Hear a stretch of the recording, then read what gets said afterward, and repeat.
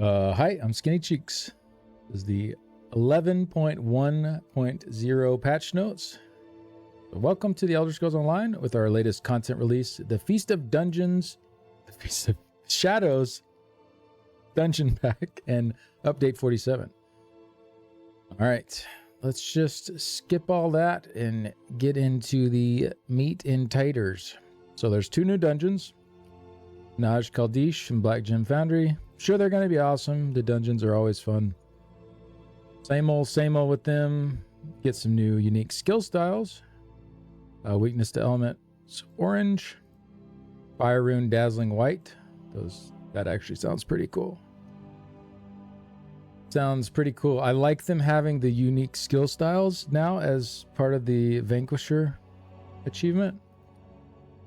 I think that's a pretty good move. Like my green wall of elements feels pretty good. So I like that they're doing that. I hope they keep doing that. All right, skin, some mementos, die, some titles. Okay. So phase 1 and 2 of the Writhing Wall event will be available on the PTS, so you can jump in and check out what that's going to look like. That will be the event coming later this year. Then we got new quests. Siege camps, world boss, worm cold invasions. A lot of this stuff we already learned about from the ESO live last week, but I'll quickly go through it. Survey reports will now stack as unidentified versions. I don't really see the value in this one too much, because then when you want to go collect them, you got to open them all anyways, and they're all in different places. So this one seems a little weird. It's fine, I guess, but like now I'm just going to have stacks of unidentified ones to go along with my stacks of identified ones. Not sure how big of a time saver this is.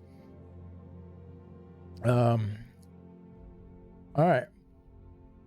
Infinite Archive Vision Reroll. This is really nice new change as well. We'll have to see how much it costs, but you now have the opportunity to use Archival Fortunes to reroll your possible vision selections when presented. Cost escalates each time the reroll option is used per vision choice, resetting when a new vision selection opportunity is presented. So I'm hoping it's like half the cost of like what you just earned each round, and not some like, you know, ridiculously high amount to reroll, but we'll have to get in there and look at it and see. Compass improvements. So not sure what all the new details are going to be about there, but mount swimming. So your mounts can now swim in the water, so you won't be dismounted. Dodge roll visualization update. This changes a new visual indicator to convey the increased stam cost with dodge rolls in quick succession. Okay, that's good. That's probably good to have, especially for newer players that might not even realize that's happening. Replay quest dialogue. There's a little button you can click, like a little speaker icon, and they'll just say their last line of dialogue again, so you don't have to like fully back out of the dialogue and go through it all again to get back to where you were if you want to listen again. And then we have Vengeance testing round 3. So they have turned on some testing to contribute to overall performance, to see what overhead they could contribute to overall performance. So Sky Shards, mount selection, titles, achievements, these have been re-enabled. Meatbag catapults are back. They no longer leave a lingering ground effect and only affect players on impact. Mage and Fighter skill lines have been added again with tailored abilities for performance. A new armor skill line has been added, which includes all 3 active abilities for light, medium, and heavy armor, tailored for performance. All right, then we got some new homes. 2 new homes to test on the PTS. Bunch of new furnishings as usual. 52 new plans, it looks like. 8 new achievement furnishings. And then some more on the home good vendors. Also, 6 new furnishings being dropped during the battle for the Writhing Wall. So during the event. There looks like there will be some new furnishings from that. But I think that's the gist of the overview. So known issues. So this is something they already know is an issue, so you don't need to report it. They're working on it. For testing, we will be releasing the Battle of the Writhing Wall event phases over time. Phase 3 will not be accessible. The event intro quest and zone story cannot be fully completed until Phase 3. Okay. Here we go. Combat and gameplay. Greetings. It has officially been an entire update with subclassing in the wild, and we've been closely monitoring all the fun and wacky antics unfold in its wake. We know there's a lot of discussion over its impact in the game and how it could potentially change a lot of things moving forward, namely game balance, but we're going to continue to watch as data comes in and solidify this brave new world. This patch will be relatively light with balance adjustments on classes, since we're still discussing a lot of potential ways to move forward and waiting to see how behaviors, sentiment, and engagement change. I think a lot of stuff is pretty crystal clear already as far as skill lines underperforming and not being used. I don't know what we're waiting for there. It doesn't really get more clear than it already is for some of these, but this period is critical to ensure adjustments in the new subclassing era are done right for a positive play experience. I get it, but yeah, there's some really, really sad stuff currently going on. Being light on class balance still means there is some nerfs. We still have a few adjustments largely aimed at correcting some of the less ideal behavior we're seeing with passive slot effects. Abilities like Grim Focus and Bound Armor are often being used purely passively, granting more power than we're happy with for how simple they're being used. So we're going to do some gentle reworking of what they grant. In this update, neither of these abilities nor their morphs will grant unique unnamed effects for slotting. Instead, they'll be granting major or minor effects to ensure they're still helpful, but not in the same way as before. Additionally, we'll take a stab at ultimate generation and how high it can get by converting many unique ultimate sources to the major and minor system. This will mainly be expressed in the form of class passives like Mountain's Blessing or Savage Beast, where these passives still grant the same amount of ultimates as before, but over a duration and unable to stack with other sources of the effect.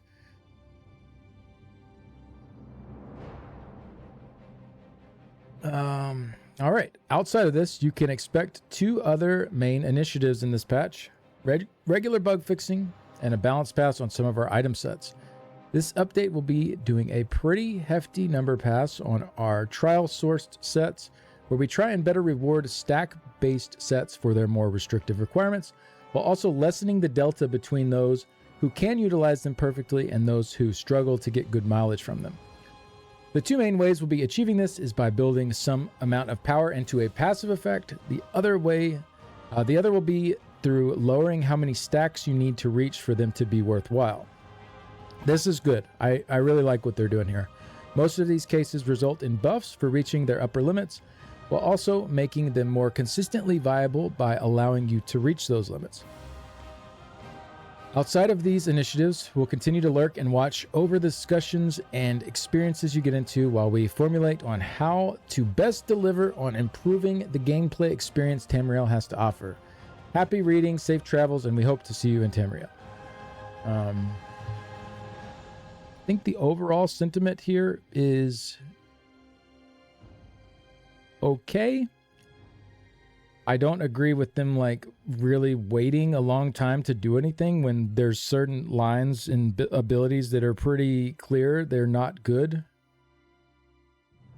And that's my main gripe here from the beginning. But yeah, I really like the stack-based sets ideas. I think that's moving in the right direction. But let's get into what they actually did, and we can take it line by line. A lot of this is just bug fixes here. They updated the visual effects for dodge roll, so you can tell that it's ramping up a little more easily. Many fear sources no longer place 2 effects on you while under their influence. Block no longer fails if required resource was gained while... So yeah, I'm not going to go through all of these bug fixes here. Let's see.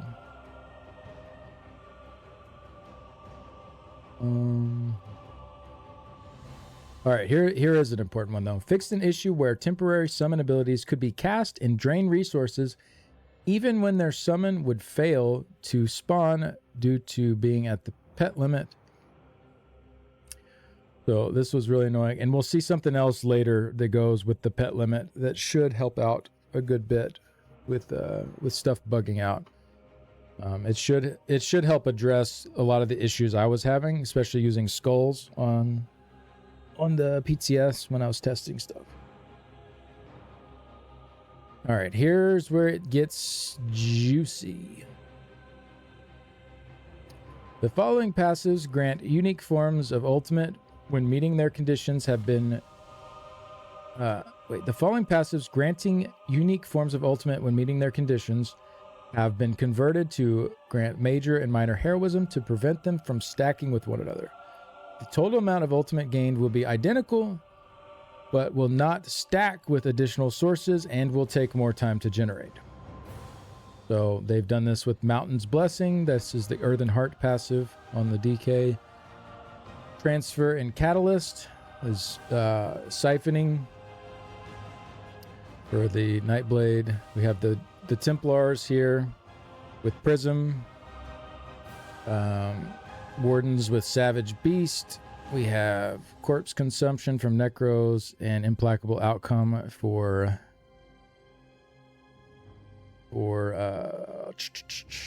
Arcanist. Hi, Floyd. Welcome to the lab. My sweet friend. We can get the cat cam going, I think, for this, right? Yeah, there he is. Honestly, I really am not a fan of this. Let's read the developer comment. Over time, Ultimate has become more and more accessible to players, greatly increasing the frequency in which these combat-altering abilities can be activated. This has allowed for strategies that hyper-focus on the generation of this resource to amass and creep up over time, creating cases where some ultimates can be activated incredibly quickly. We're going through many sources of ultimate and converting effects over to the major and minor system, so they still offer powerful bonuses, but with a much more controlled ceiling. We've started with class passives and efforts to make it harder to stack their effects with subclassing in mind, while also trying to mitigate the need to gain this effect from things like scribed abilities or consumables. So...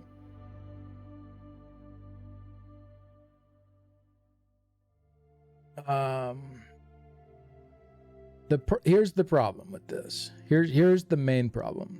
Hi. None of these passives give you full uptime on these buffs.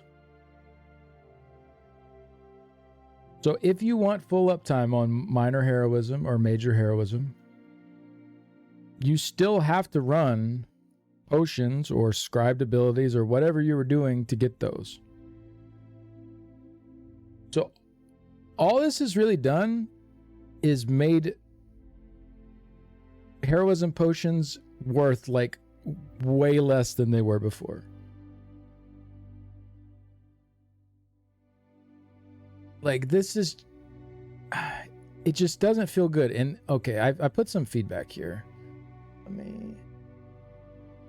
So first off, I just put Necro Summon fixes. Thank you. This should help a lot, but I'll just read through. Let me move my cat cam there. Come on, don't do this to me now. Don't do this to me now. Let me adjust the size. Bro. There we go.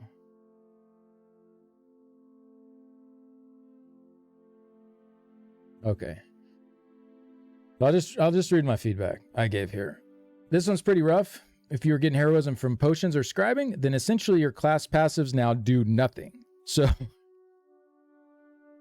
that's the first thing that just feels bad. Yeah, this feels awful. And you could say, well, now you don't need to source it that way. Well, if you want 100% uptimes on the buffs, then yeah, you do. Your passives are just dead in those scenarios. So if I'm running Minor Heroism on my banner or my potions or wherever, my class passives for Ultigen are dead. Those are actually just fully dead passives. And that's terrible. Like, so, and then they gave this line in their feedback here. While also trying to mitigate the need to gain this effect from things like scribed abilities or consumables. They're not mitigating anything though. They deleted your original Ultigen. You're only breaking even. Yeah, sure, in a world where these things never existed, you're mitigating that need. Like if these passives gave you 0 before, like if these passives used to not exist and now they're introducing them, I would say, okay, yes, you're now mitigating that need 100%. But these passives are only getting you back to where you were before with these buffs. So they're not mitigating anything. Nothing is mitigated because you just lost the ultimate gen in the first place. So you're just back to square one with no way to get it higher now. The spin on it seems disingenuous and doesn't make sense to me. It simply creates a scenario where using heroism pots or scribing stuff provide very little gain now. I really don't like this direction. Class passives should be unique and useful, not watered down. If you're going to give them easily accessible major minor buffs, then they need to do something else on top of it. Like what I would be okay with here is if they put something else on those passives in addition to the easily accessible major minor buffs, right? But when my class passive is simply doing nothing because I'm optimizing my build already, that feels terrible. And then they go on here. So Barrier now, the replenishing morph, no longer grants 1 to 4 ultimate per shield ending. So you could get quite a bit back actually in group play from this in a 12-person group. So instead, they've increased the magicka restored when the shield ends to 1,500, up from 1,000. Okay. Cool, I get a little bit more magicka back per shield. Like, no one is using this morph for the magicka restore. You have one morph that heals, and you have one morph that gives you your ult back. Like, that was the focus of the morph. Like, if you're going to take the ultimate regen off, you need to give this something else interesting, not more magicka back. This is just... No one's going to take this. This sucks. So go back to the drawing board here. Go back to the drawing board here. Either grant full uptime on these buffs if you can manage to trigger because some of these you're not going to trigger on cooldown unless you're deliberately trying. So if you're going to do that, give the full uptime on minor heroism for actually activating that on its cooldown. Like, give that uptime 100%. You could do that, or you could add another secondary flavor passive onto each of these that gives some other sort of bonus. Because right now, for organized play, these are just dead passives, and that feels awful. Like, straight up. These are dead passives. So please rethink this. No one is winning here. So if you're trying to look at it from a casual perspective, they're not winning either.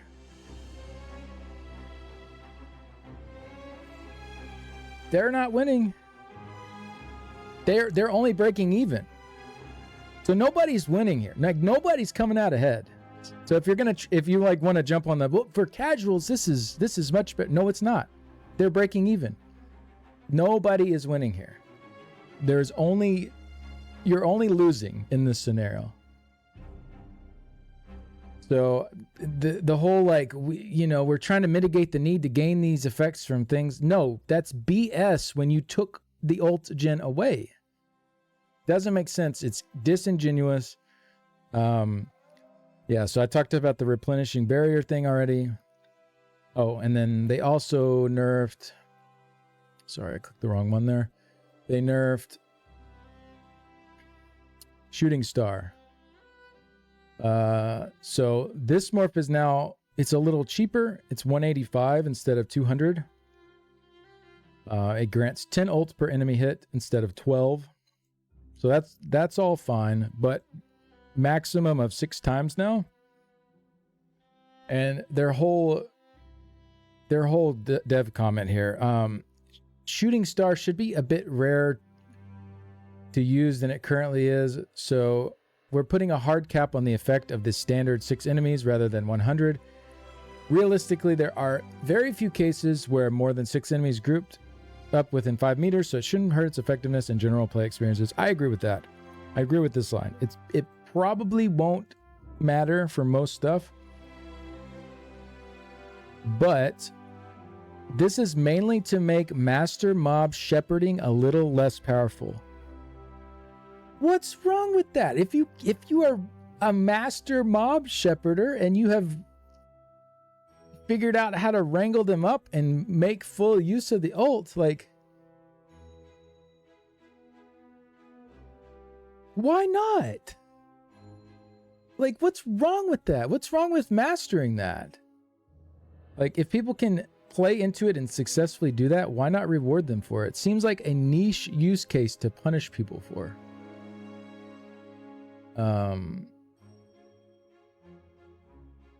Yeah, I don't know.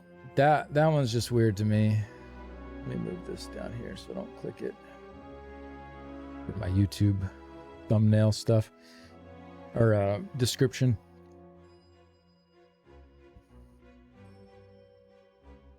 Yeah, we begin here. That's what I was thinking about, Shaddy. It's when you said that earlier. You're like, you hate the antagonistic dev comments. Like, come on. Again, I'm not affected by this. I don't do that, but it's just like, why? What? Why do they always come for the unique stuff? It's like they're on a mission. They're on a mission to take anything in the game that is unique and an outlier and to make it seem like everything else in the game. And it's slowly turning that way. And I hate that direction. I mean, same thing with all these. Like, everything's just minor heroism. And you got one catalyst as major for 15 seconds, which is pretty good. But you know what else was pretty good? Just getting your 30 ultimate all at once when you drank your potion. That was pretty good too. Because that's the same thing, except over 15 seconds now.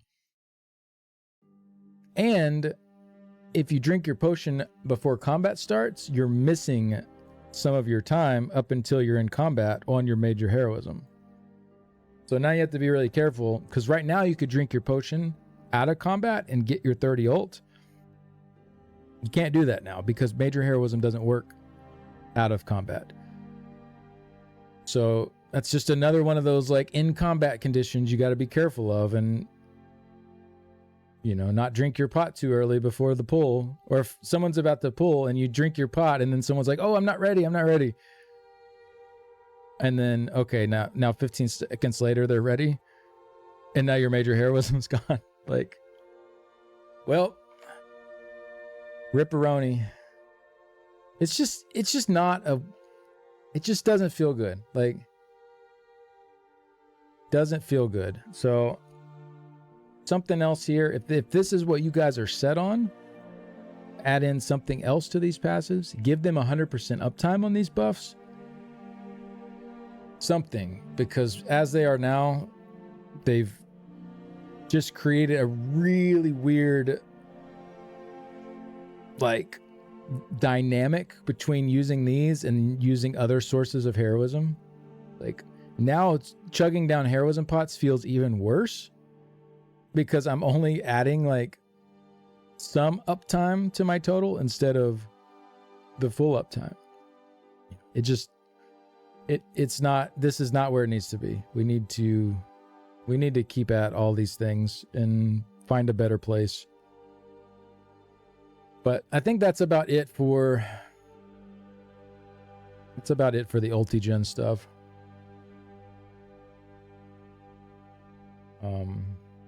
But that section really rubbed me the wrong way for sure. Let's move on though. So we have Flame Skull. Okay, this is really good. Resolve the issue where corpses generated from this ability and its morphs could not be replaced, causing you to quickly reach the summon limit and be unable to activate other summon abilities. So this was, if y'all saw me getting super tilted on the PTS trying to use Venom Skull or Ricochet Skull, and you're wondering what was going on there, this is what was happening. The corpses were not getting replaced, and so they were stacking up, and then I couldn't cast abilities. So that's what was going on there. They fixed that. It's awesome. So that was at the top of my feedback here for the Necro summon fixes. Like I said, it's not all bad. Like the whole patch notes are not bad. This isn't a doom and gloom kind of patch note thing. There's some good stuff in here.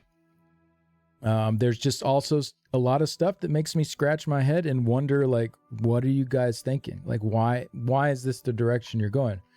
And if there's a good reason, come out and let us know. But like these comments here are not convincing me of what that reason is. So maybe be a little more clear. But dead passives are never going to feel good. So we gotta do something else there. All right, we're moving on to Nightblade Assassination. Grim Focus. This ability is morphs now grant Major Prophecy and Savagery for slotting on either bar. These abilities no longer grant increased weapon or spell damage per stack. Additionally, these abilities now play their special sound effects when reading their activation conditions.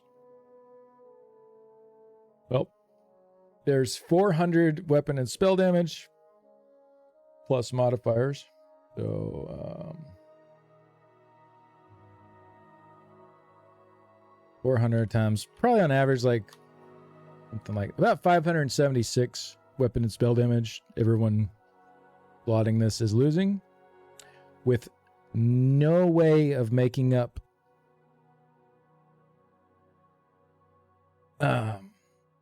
it's a way. So power is just goodness.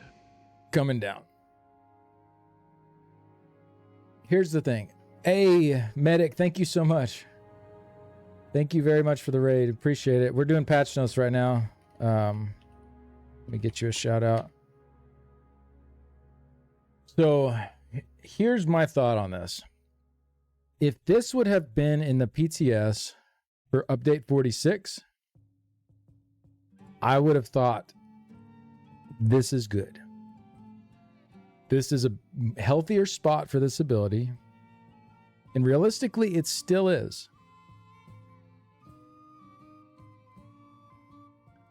Because every single build I put out, with the exception of maybe one or two for update 46, has this ability slotted. That is not healthy balance. I agree. The problem is everyone got all that extra power, and there's nothing being boosted to supplement the power gap from this nerf. Exactly, ZJ. So everyone doing their progs, everyone, in their groups working on their hard modes or their trifectas or whatever, they just got all this power, and then Zoss is like, you know what? No. And they just pulled it away. That's 576 weapon spell damage is a lot. Like that's a large amount of power taken away. That's not it, though. We'll get into more later. So it's not just that. If that was the only thing, I would still be a bit upset by that, but not as much as when you combine it with other stuff, too. Honestly, though, I like this version better for balance overall. I think this makes more sense. It gives Major Prophecy and Savagery, which is really nice. You get it on both bars. You're no longer just going to slot this for the passive bonus, except maybe like on Trash. Like you could put it on your back bar and still get the bonus. Or you could run it front bar and get your crit chance from it too. But like either way. It's cool. It's a good buff to have on it. It's way more balanced. It makes sense. It's just you gave players so much more power that you're now pulling back with no other way to make that up. And that's the part I'm upset about, is that no other way to get that back was introduced. I mean, we'll go through all this, but there are no buffs to these underperforming class lines. None. So, like, spoiler alert. Sorry, I said no spoilers, but I'm spoiling it myself. That's the part that bugs me. Honestly, though, this is better. This is a better balance for this skill. It will not necessarily be on every build now. It's still insanely good for people that are firing the bow procs. But as just like, you know, for Arcanists, for example, just slotting it on the back bar and not using it. You could do that if you're running Assassination already and you want your Major Prophecy and Savagery from a skill. You could absolutely just slot it as a back bar skill and still benefit from it. Just obviously not nearly as much as you were benefiting before. So then they also changed the Relentless Focus morph. So this is the Stamina morph. This morph now ranks up in cost reduction since there's no weapon and spell damage granted per stack any longer. So it used to go up to the 400 weapon and spell damage from 300 as its rank up. So now instead, this morph reduces the number of stacks needed to activate the ability to 4 down from 5. So this is actually pretty cool. I like this a lot. You know what you can do now if my math is right. So when you, this is how I'm thinking I'm going to use it anyways. So, but outside of off balance, you just fire it as normal. But then during off balance, now you don't have to worry about like keeping your stacks up to a higher level to keep that weapon and spell damage, because any stack amount that you're at, you're always at the same amount of weapon and spell damage. So there's no like little mini game. Yeah, Cursed, exactly. That's exactly what I'm getting to. So during the off balance window, you go from 9 stacks to 10. You fire it. That drops you to 6. The next light attack into it, you fire it again. You go up to 7, drop down to 3. The next light attack hits you at 4 and you fire it again. And you 3 like back to back to back bow procs as soon as you get in off balance. Just pow, pew, pew, pew. Like, okay, that's sick. Like, that is such a good change. See, I told you I'm not just shitting all over the patch notes today. I promise. Like, I told you I wouldn't. There's good stuff here. I'm gonna be upset about the things I'm upset about, but like, this is a really cool change. I think for PvP this is insane. Oh, your stream keeps freezing? That's not good. Hopefully people are good. Yeah, this is really cool. It'll be interesting to see now, because this deals less damage than Merciless. For y'all are all good? Okay, cool. Relentless Focus deals less damage than Merciless, but now you can fire Relentless more often. So is this going to be like, I have to look at the tooltips. So is Relentless Focus currently sitting at like 80% of the damage of Merciless? Because if it is, then they should be about even, right? Because you fire it at 4 stacks instead of 5. I think probably it'll more come down to, they should be rather close to one another. It'll probably come down to, yeah, see that little button right down there. It says no spoilers. Thank you. Appreciate it. I know reading's hard for ESO players. It's all good, dude. It happens. I think these morphs should be fairly close together. It'll be maybe more about like which one fits your sustain needs better. But I like this a lot. I think this is going to be fun firing this every 4. Back to back to back. That off balance hits and you just go pew, pew, pew. But now you don't really, outside of like having them stacked up for off balance so that you can do that. I don't see the 2 morphs being that different. Like Merciless, you should still be able to fire 3 times. If you fire 2 in the beginning, yeah, 2 in the beginning, and then you'll have 1 towards the end of off balance. So you'll still get that with Merciless too. You'll just have less bow procs overall in the encounter with Merciless, but bigger damage from each one.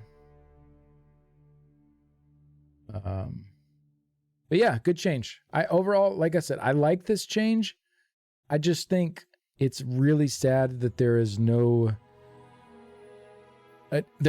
additional buffs anywhere to help make up for this big damage loss.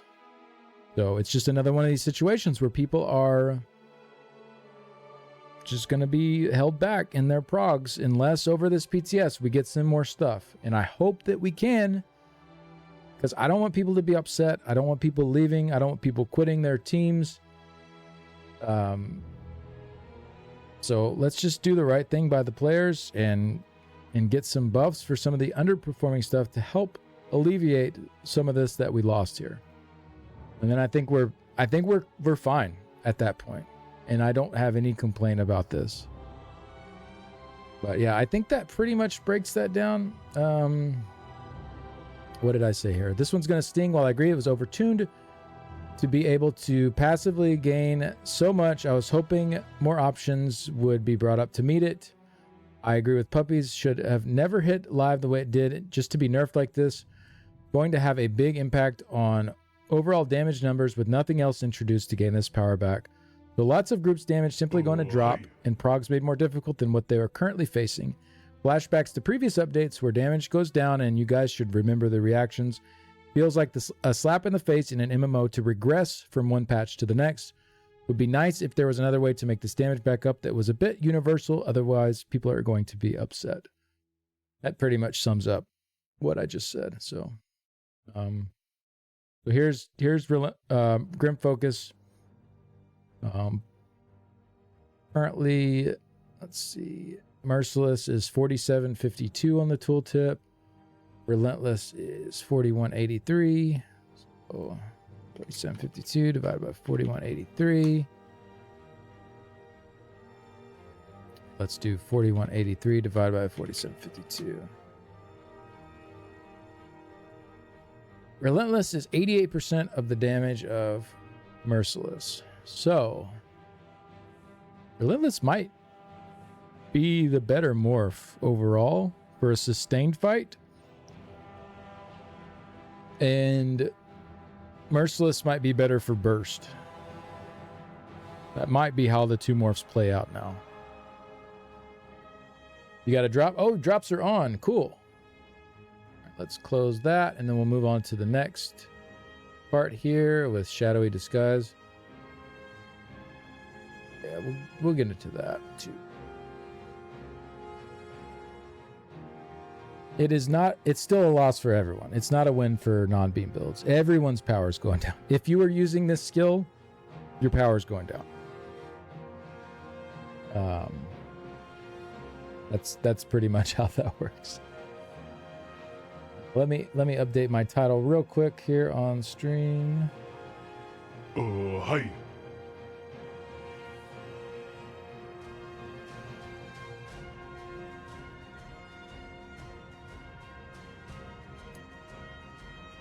Drops are on. Good. Yeah, I think the nerf was good. I think the thing that's bad is it was not made up in any other way, and so people are just losing power. But I think I've said that enough. Y'all get the point. All right, so we'll move on to Shadow. This is a line I was really hoping for some buffs for because it's one of the bottom lines right now. Off this cat cam. I know he's a sweet boy, but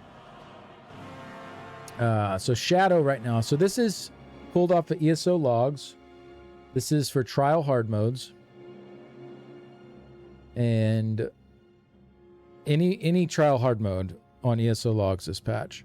Shadow is the very bottom with 123 people that brought that. And I would guarantee, I won't guarantee, but I'll say I bet at least 90% of these are people that just haven't subclassed and have brought their full Nightblade in. Yeah, exactly, Shadius. Exactly. 123 people who forgot subclassing was a thing. So Shadow, Dark Magic, and Draconic Power at the very bottom, as expected. Honestly, I didn't think Shadow would be below those two. I thought Dark Magic and Draconic Power would be the worst. Those are the two I've been harping on for a while now, saying like Dark Magic, Draconic Power, we need some love here. These two lines are not only terrible for damage, but you're not taking them for tanking or healing either. They're just dog water for PvE. And I was kind of actually surprised to see Shadow below those, but so going back here, they did change Shadow a little bit. This ability in the Shadowy Disguise morph now grant minor protection, 5% reduced damage taken for slotting on either bar rather than Prophecy and Savagery. So I think the idea here is that Nightblades already get this buff now on Grim Focus. So they are taking it off of the Shadowy Disguise morph. And now both morphs will have minor protection because, so Shadowy Disguise had Prophecy and Savagery. Dark Cloak, the other morph that we'll get into in a second here, this one had minor protection. So now both morphs are going to have the minor protection. So if you're using it as a damage dealer, as long as you have Grim Focus slotted, you actually, like, that's, you got a little extra defense now, right? And then tanks slotting this already had that, so there's no change there.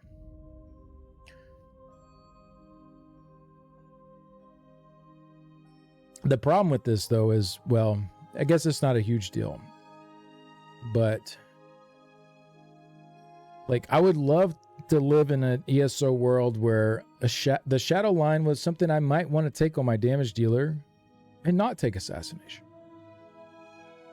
But it kind of feels like right now the only time you'd have Shadow on as a damage dealer is if you're already a Nightblade, you're already running Assassination too, and you just like the theme of it, right? So we'll move on to Dark Cloak here. The bonus healing condition for this morph now requires you to be actively bracing rather than to not be moving. The healing duration from this ability is no longer influenced by the Dark Veil passive. So let's go here, Dark. Come on, fingers. Dark Veil increases the duration of your non-invisibility based shadow abilities by 2 seconds. So I guess they're counting this as an invisibility based shadow ability now, even though you don't go invisible on that morph. A little strange. However, you no longer have to be standing still to get the 150% bonus. So you only get 3 seconds now per cast. But as long as you're holding block, you're getting that full amount, even if you're moving. This one is good in some ways and bad in others. Like, for stuff where you could easily stand still, obviously it's a nerf, right? It depends on your role, Aaron. I think for... Well, I mean, where DDs weren't even running this, though. They would run the other morph. So it's really only tanks running this. Or, I guess in PvP, you could run this too if you're not doing the invis for PvP. I don't know. I think this one's going to have some scenarios where this is better and some scenarios where it's worse. I don't think this is a straight up nerf, but I think... I don't know. What do y'all think? Like 50-50? Like, as a tank, usually if you're trying to heal up, you're also blocking. Like, not always, I guess, but like the majority of the time. But you might have to be moving while you're doing that. The block's okay, the duration change is rough. Yeah. Making a 3-second thing is... I can see that being pretty rough. I think it's a better condition than standing still too. But I don't know. I guess we'll have to see how the 3 seconds pans out. If that feels almost like a semi-burst heal in the 3 second window because the healing is so high. So we'll see. We'll keep an eye on this.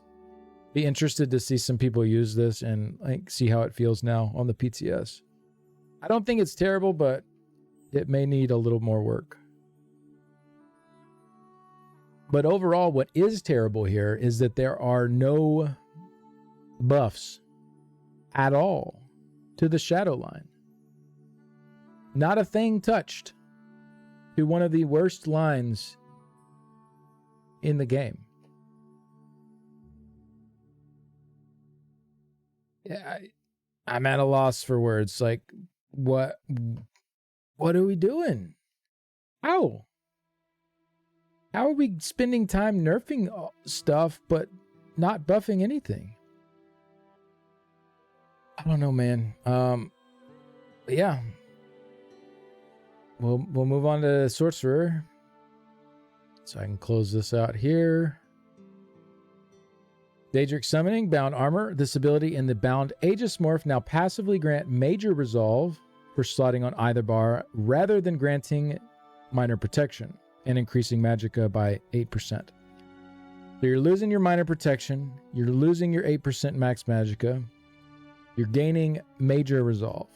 It doesn't mention the minor resolve. So Bound Armor... Bound Aegis also gives minor resolve and minor protection. So does Bound Aegis now give minor resolve and major resolve for slotting? It's not very clear. Yep, this is a big ol' rip for mag damage builds. You checked in game, yes. So it gives you major and minor resolve. That's not bad for a slotted skill that you don't have to cast to get permanently both of those. That's not bad. And you still have the active for the 40% block mitigation, which is strong too for certain things when you need a lot of block mit. This is no longer a damage slotted thing, though. Like, I guess for solo play, you might bypass taking Bound Armaments and take this as a damage dealer just for the very high increases in defense for just slotting one skill.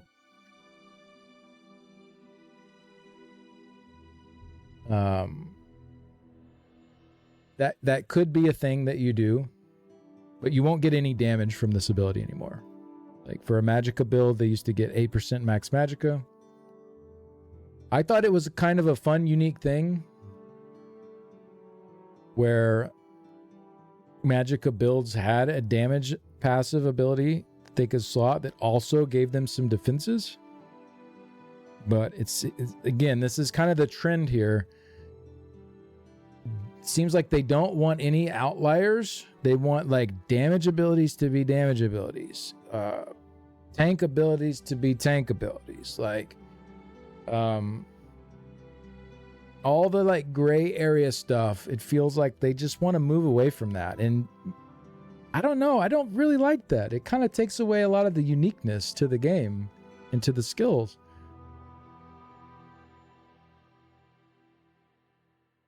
So now it's pretty just clear cut. Like, doesn't matter if you're a Magicka damage dealer or a stamina damage dealer. Like that's out the window for these skills. If you want major and minor resolve for slotting it, you get the Bound Aegis morph. If you want major prophecy and sorcery for slotting it, you put Bound Armaments on. This is also not bad. 8% max stamina hurts to lose. That, I mean, definitely hurts because often you would have this, well, not often, always, you're going to have the 8% max stamina and you're going to get your prophecy and savagery somewhere else, right? But the thing that this does add in now is the ability to run this to source that. So I can run Bound Armaments and not worry about this buff now. It's kind of cool. I mean, it's kind of similar to Grim Focus here. It frees up that wiggle room with how you're building your character to get that buff. But that said, if you already have this buff and you want to go for the defenses, you can still use this morph. It's just not going to give you any damage anymore. I don't hate it, but I don't really like it either. Like, again, it just feels like a lot of the uniqueness is being taken out and they're just trying to like clearly separate and define things.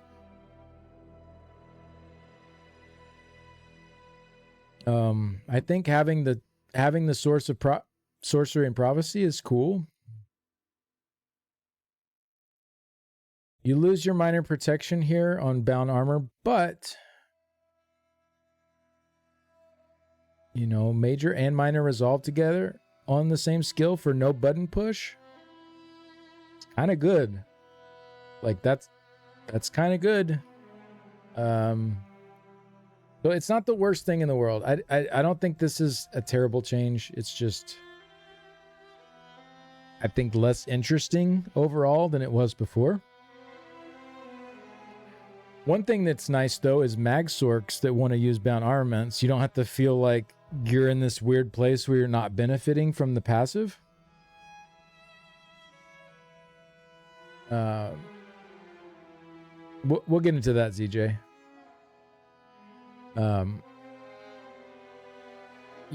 You don't, like, as a mag sork, you're going to benefit from major sorcery and prophecy now.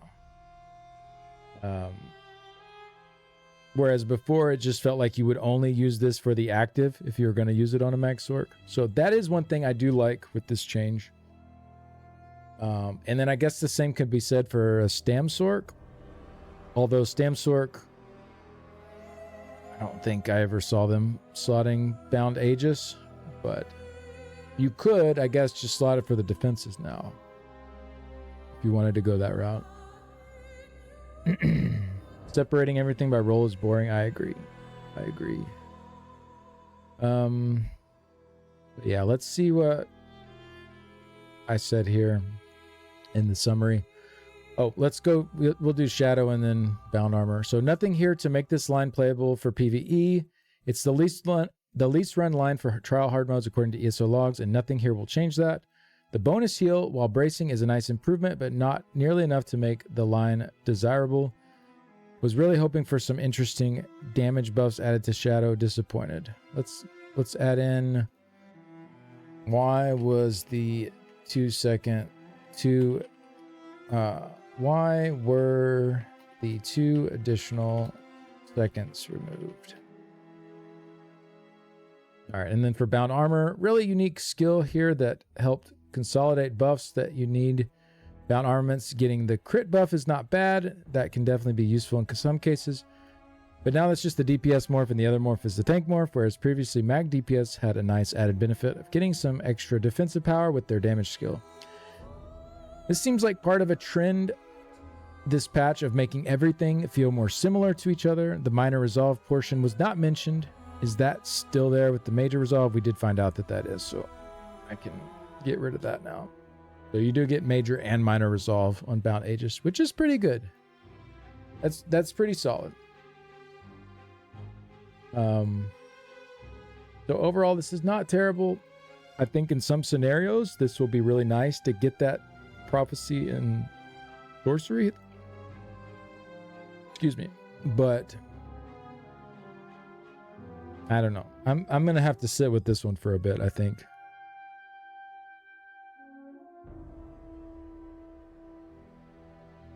All right, for dark magic, yeah, we looked at this already. We don't need to.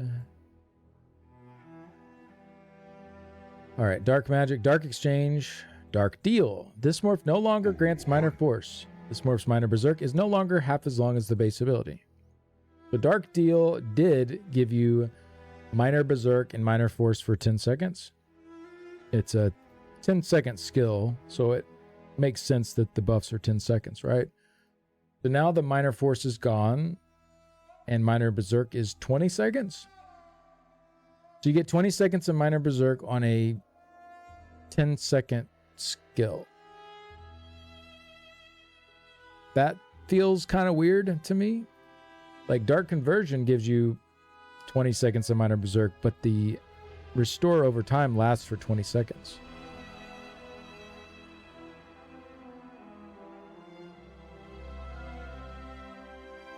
So why?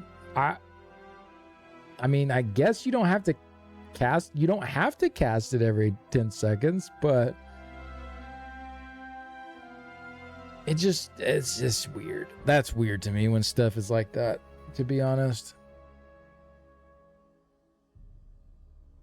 But really, the problem is nerfs? Really?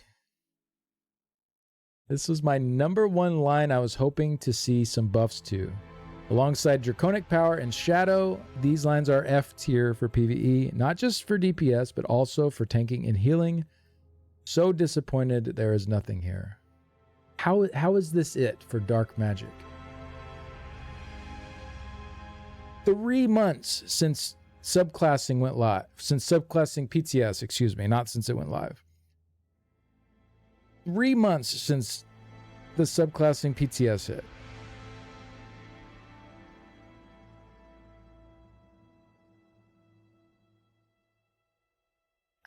How is there nothing for dark magic in this time?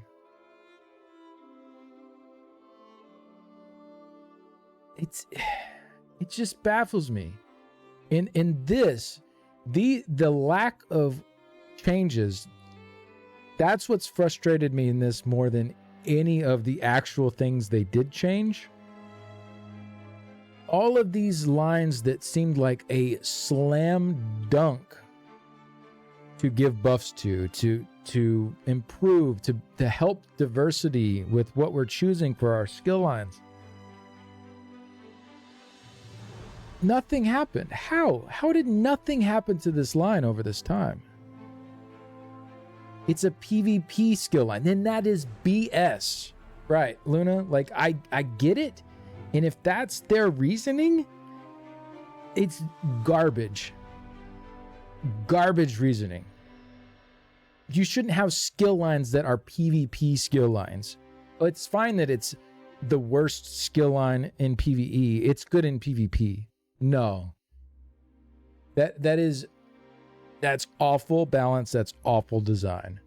So what about people that like the theme of the dark magic line that don't play PvP? Oh, you just don't use that line? Like, come on.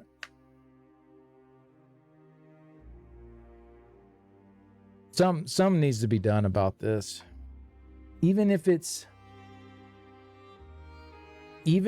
is damage to monsters, whatever. If this is too strong in PvP, okay, balance it outside of that.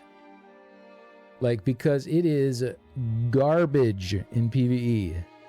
And so if you need to add some healing done when Battle Spirit is not active, or damage done when Battle Spirit is not active, or damage done to monsters, or whatever, to make this line interesting in PvE. If you think it's too strong in PvP or something and you don't want to affect it there, it needs to be done, because I honestly just can't even believe that nothing was done to this line over all this time. And that's what I was saying earlier. It baffles me seeing some of the things they went after when other things were just not even touched that were way more pressing. Hi. But yeah, I mean, that's about it. Like, I went through my feedback there. And then finally for Sorks, we have Storm Calling. So Lightning Form and its morphs now grant minor force while active rather than major resolve. Don't love this one either. Again, a really cool, unique thing. If you wanted your major resolve buff as a damage dealer, if you're not going to get that from your group mates, this was an interesting, for solo, I really like to take Storm Calling because I could run Hurricane, get my major resolve and have that buff on a damage skill. It was something cool and unique. Now it's minor force, which it's like there are already sources of that on damage abilities. There's Barbed Trap. There's Channeled Acceleration. There's sets that give it. They're like Velati, a very popular set.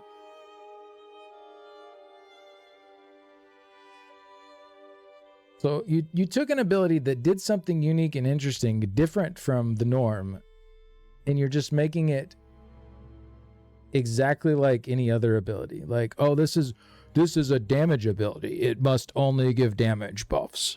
Like, I hate that. I hate that design. I hate the direction of this.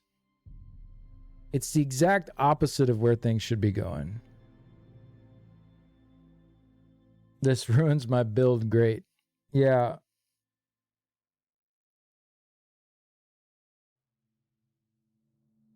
It's frustrating. It's really frustrating seeing stuff like this.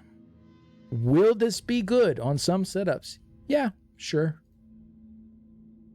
There's some situations where this could be cool. If you're running a build with like Daedric Summoning and Storm Calling, your bar space is real tight, running your pets, and now you can get minor force from your Lightning Form. You can get your major Sorcery and Prophecy from your Bound Armaments.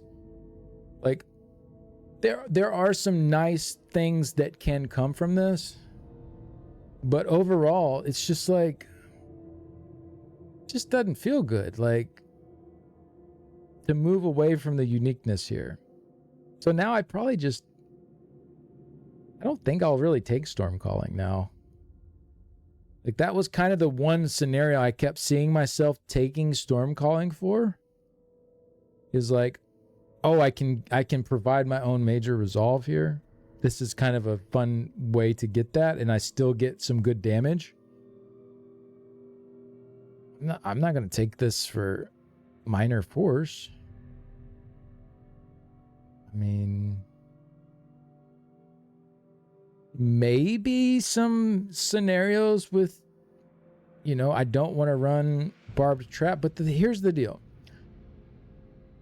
If it's single target, barbed trap is a great ability to run because the damage is good and you get your minor force there.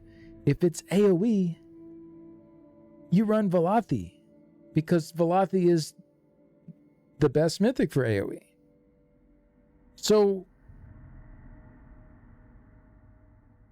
I don't know, man. I guess if you want to do like Pale Order or something and not run barbed trap, or you need the bar space to not run barbed trap and you're not running Velothi. There are some circumstances where it seems like this could be beneficial, but for me personally, it's way less appealing now than it was before. It just seems like a nerf.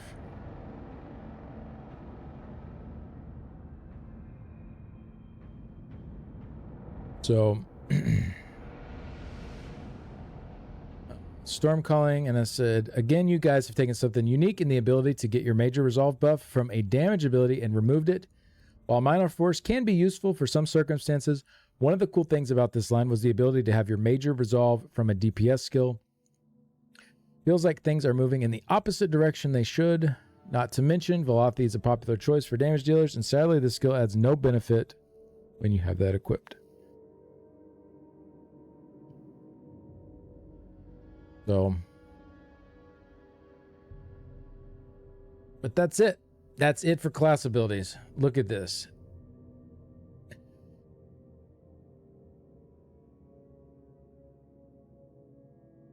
That's it.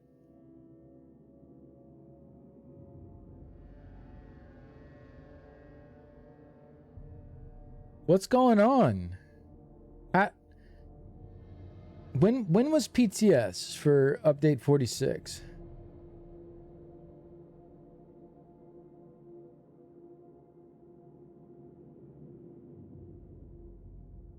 Does anyone have a date on that?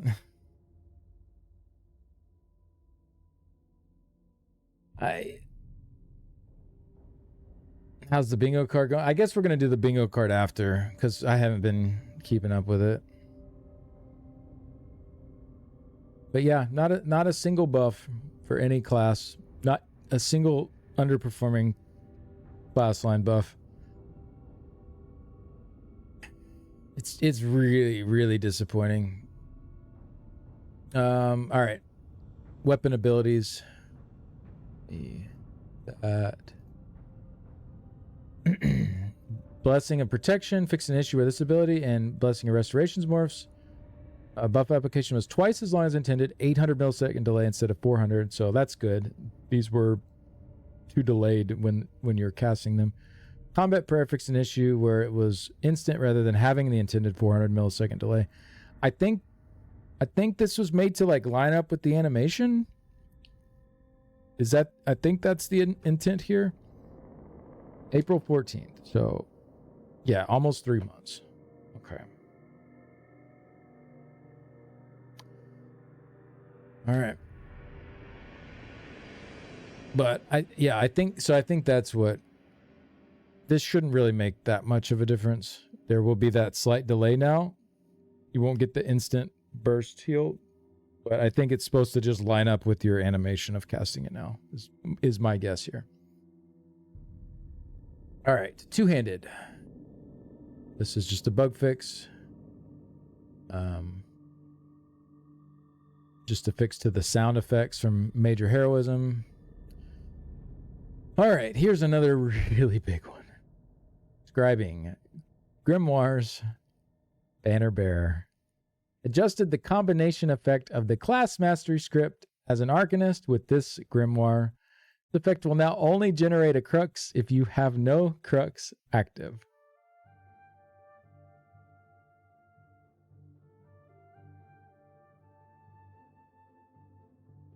You know what skill already does this?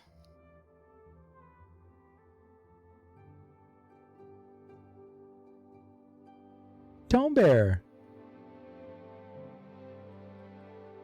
So if you already have a skill that only gives you crux when there's no crux active, how could you possibly get any crux from your banner?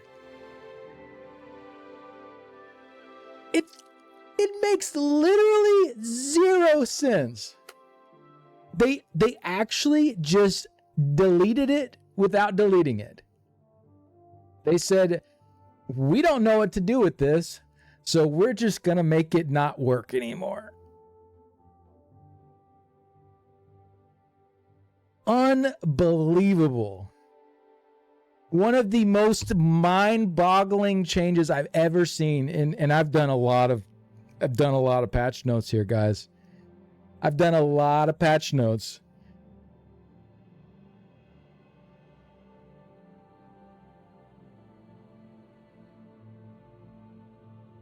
We're toning down how passive Crux generation has become since this was introduced.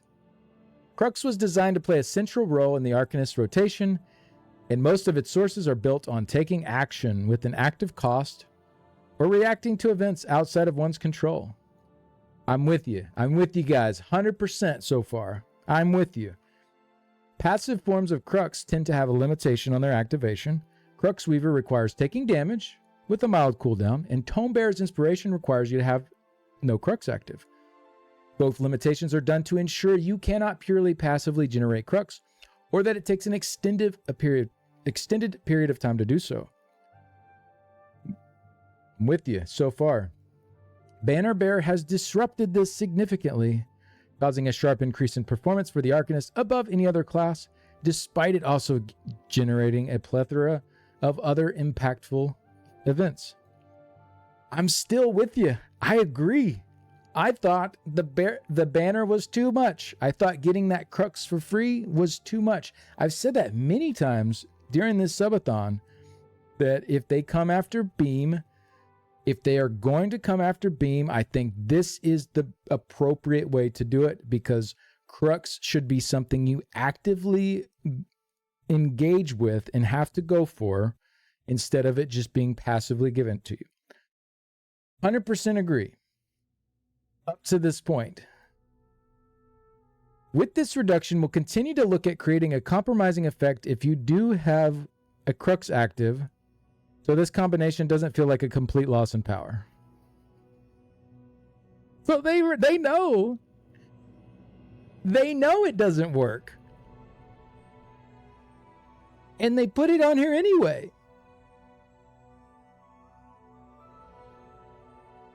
What? So Banner Bearer with the Arcanist class script no longer does anything, because it only generates a Crux if you have no Crux active.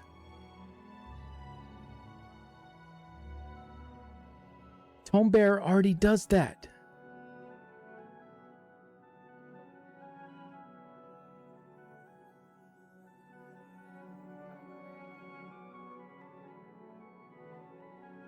Unbelievable.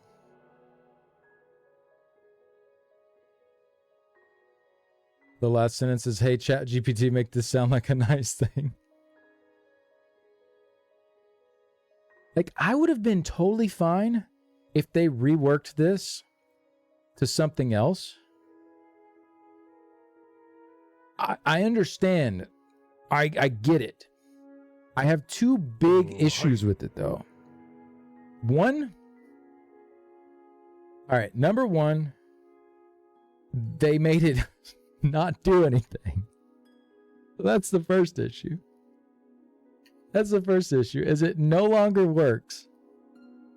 That's a pretty big issue, I would say. I think that's a valid complaint. Do y'all think it's a valid complaint that it no longer does anything? People spent weeks of their lives, in some cases, farming for class mastery scripts because it was such a crucial thing for Arcanists to run. And now it just doesn't work. I think that's a pretty damn valid complaint. Okay, so that's one thing. The other thing, and this is very similar to Grim Focus here. This is very similar to Grim Focus. They're bringing everyone's power down with no other thing introduced to bring it up. So everyone in prog groups, which most people in prog groups right now, trying to clear hard modes, trifectas, they are, a lot of them are using Arcanists with beam builds. So all of their power is going down from these two by a decent bit with no other things introduced. No buffs to anything else. Nothing to help bring up like underutilized skills or underutilized skill lines. Nothing to help compensate. Yeah, okay, these two things were out of line. Grim Focus and Banner Bear, they were out of line. Agreed. But this is what ZOS does so often. They come in and they just nerf these things with no other plans of action in place. And it's just, so yesterday when I went off and I read the early preview and I came back and I was just like losing my mind. It was what I'm saying right now is what I was thinking. And I was just completely baffled that this was the extent of the skill balance changes. Like, this is it. You come and nuke two things that are giving players a lot of power and you add nothing in return. It's absolutely unbelievable. Like, I just don't get it with them. They just built up so much hype with update 46. There's been so many people here in chat that I haven't seen in years that are like, hey, I'm back to the game after 3 years. I'm back to the game after 2 years. I'm back to the game after 6 years. You know why? Because they introduced a really awesome system in subclassing that gave the players a lot of extra power. You know what kills the hype from that? It's taking away that power and doing nothing to give them any in return in other areas. So, yeah, and they even said, like James said, we're fine with the power creep. Were they? Because they clearly aren't. Because they've just brought it down. Now, this will only affect beam builds. This is true. But the other one, Grim Focus, will affect any build pretty much. Because pretty much every build was running this. So power is just coming down across the board. Not only that, but Ultimate Generation is going to be way down too, which also will reduce power. So all of these things, I think I would have been able to stomach if scrolling through here, we would have seen Shadow, like some fat buffs to Twisting Path and skills in there, or Dark Magic, you know, some awesome passives put in there for damage. Like, if this would have accompanied a bunch of that stuff, okay, it would have been a little disappointing that some of this stuff is brought down, but you know what? I would have said, all right, this is better for diversity in the long run in builds.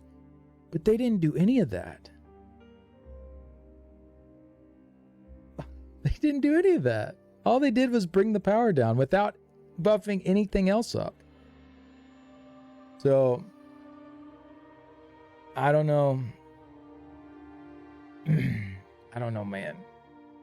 But we're not done yet. We're not done. There's actually some more good changes here. Most of the item set changes are pretty good, I think. We went over Banner Bearer. I can close out of this. Let's see. What did I say on Arc Mastery? At a loss of words, you guys made it do the same thing as Tonebearer. Makes no sense at all. Tonebearer is an always slot skill for Arcanists, so now this banner has 0 effect. You guys even seem to acknowledge it isn't up to snuff with the final line, so why change it if the change you're proposing doesn't make sense? Come on, I get the sentiment, but the effect you gave it doesn't even work on an Arcanist build. I agree it was overperforming, but the result here is just not a good solution. Also, I put, consider dropping the 6 target limit on this and jabs now. Like, all right, you're already taking its power down. Let's maybe consider dropping the stupid 6 target limits you put on there, because those feel bad. So overall, for balance, absolutely baffled that there were 0 buffs to underperforming skills and skill lines. And this is my main thing. This is, let's be clear, why I'm the most frustrated with these patch notes. It's not any of the specific changes. It's that there are 0 buffs to underperforming skills and skill lines. This is the number one thing people are looking forward to. And instead, they're going to run into a slew of nerfs tomorrow. I wrote this yesterday.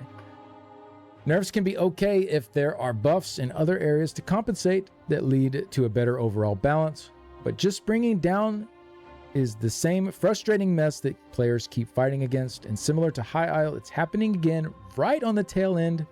Oops. Tail end. I wrote this with a bit of passion. Sorry about the typos here.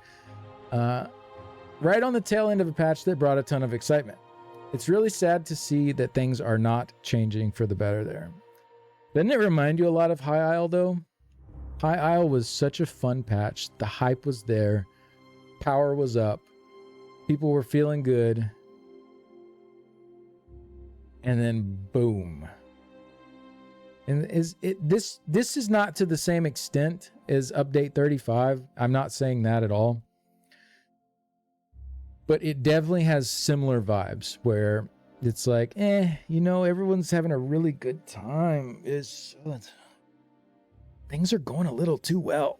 Why are people too happy right now? This is not good. This is not good. We better get this balance in line, because happy is a result of imbalance. So we better fix that.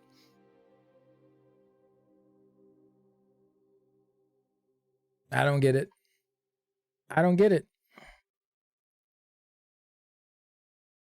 But that's mostly it for the combat balance stuff. So we can go over the item sets now. Shift gears a little bit. Welcome to the bargaining stage. Yeah. Most of this is actually good. I like most of the set changes here. I do have a few decently big complaints, but for the most part, I like the direction they're going here. I think this is pretty solid. So they're updating many stack-based item sets to grant a portion of their bonuses up front with no conditional requirements, or grant more bonus per stack while reducing their max stack. So essentially, less effort needed to build up the stacks on these stacking sets. And in some of the cases, like, there will be a portion of that damage you just always have. So less amount that you have to stack up to get to the full amount.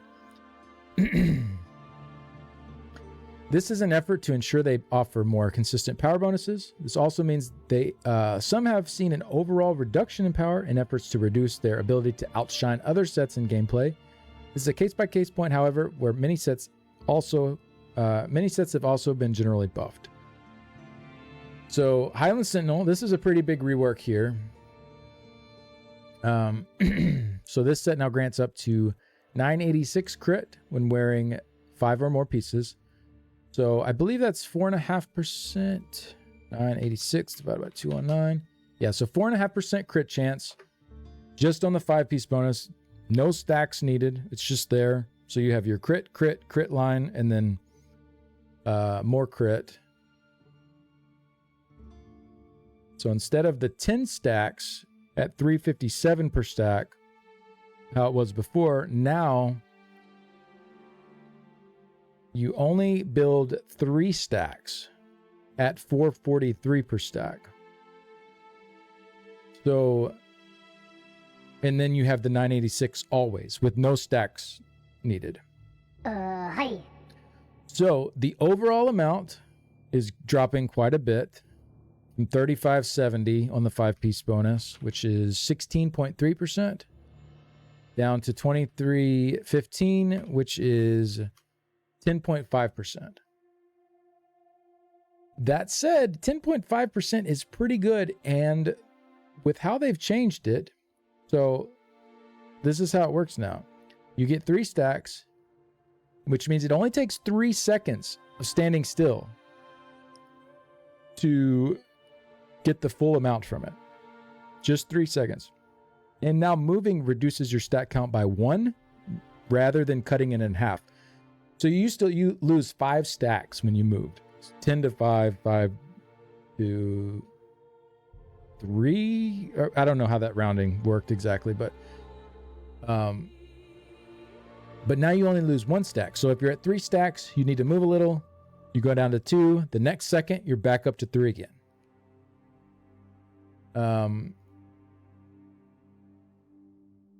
You lose 250. No, it's more than that. It's more than that. It's 3570 minus 2315. You lose 1255 crit overall. Hey, Spantifical. Thank you very much for the raid.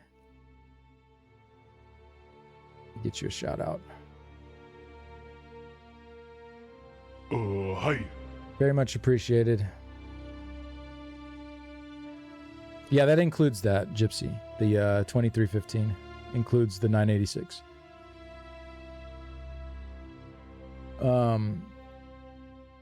So it's a big nerf overall for scenarios where you cannot, or sorry, it's a big nerf for scenarios where you are able to stand still and build this up. So dummy parsing, yes, this is a 6% crit chance nerf. However, this makes this a lot more usable in different content now, because you don't have to wait 10 seconds to build up the stacks. It only takes 3. You don't have to worry so much if you just have to move every once in a while and lose so many of your stacks. So I don't hate this. Like, it feels like it's 1 stack per 1 second that you're moving. That's correct. But moving it all counts as like that first second of moving, if that makes sense. I don't hate it. It's still a good set, especially for crafted. Like, lots of crit chance. So you still get what, 10.5% from the 5-piece bonus, and then 9% from the 2 to 4-piece bonuses. Almost 20% crit chance still from this set. You just got to not do the DPS stance. Exactly. It's pretty solid. We'll get into a set in here in a little bit that actually looks even a little better, though. But for a crafted option, I think it's good. Dummy numbers are coming down quite a bit, though. I'd say quite a bit. 6% crit chance is not going to kill dummy numbers, but definitely hurts it a bit.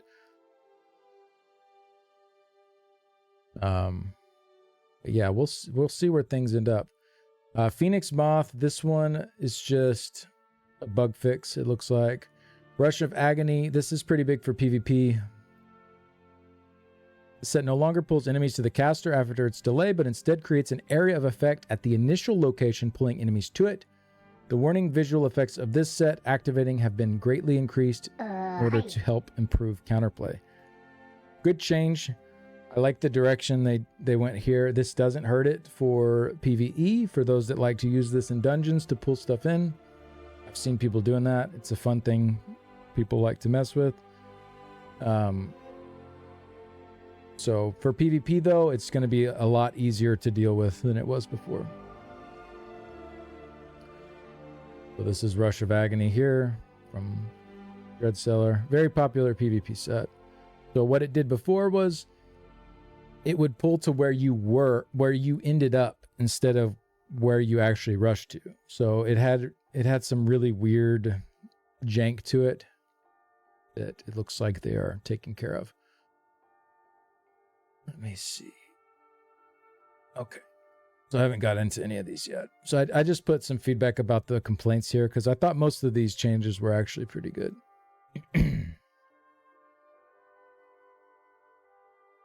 This one here really kind of pissed me off.